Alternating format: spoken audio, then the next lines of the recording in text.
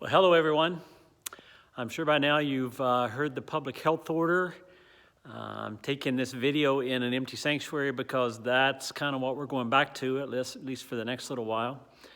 A couple things just to clarify, like we will go back to online church only.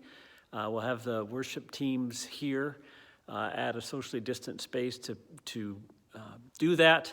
But we won't have any more in-present worship until this order is lifted. That'll also mean the Sunday school classes will not be happening. Other groups in the church, unless they're based on mental health or addiction, will not be happening for this time as well. And Jake, Christine, and I are being encouraged to work from home as much as is possible. That means email or leaving a message at the church office is probably the best way to get in touch with us. Now, I want to say a couple things. I know this is discouraging because we feel like we're losing some ground.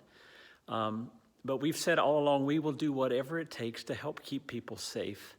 And participating in this is not taking away our religious freedom. It's us acting sacrificially for the good of the larger whole. And I want us to remember that. This is the sacrificial love of Jesus in action, that we make sacrifices for the good of the whole province. So I want to encourage you in that area. Second, there's a verse in Hosea 2:14, and God talks about his people, and he says he will lure them into the desert, and there he will speak tenderly to them. And that's an interesting verse, especially as we head into Advent. Advent is a time when we remember the darkness of the world that we live in, when we remember our longing for things to be made right. And that's exactly what I think we're experiencing through this whole pandemic and our separation from one another.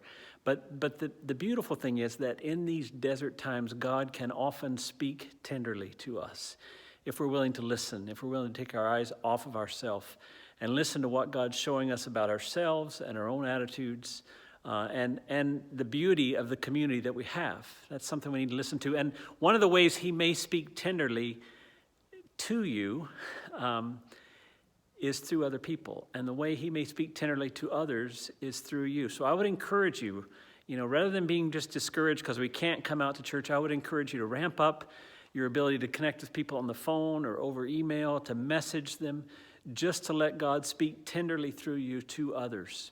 It's important in a time like this. We obviously miss being together. We obviously don't want it to stay this way, but we are going to take the steps that are necessary, as deemed necessary by the medical authorities in our province, to protect each other and to keep each other safe. So don't be discouraged, even though I know it feels overwhelming.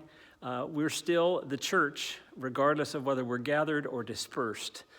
In the New Testament, many of the church were dispersed because of persecution. This isn't exactly persecution, but it cuts us off from one another physically.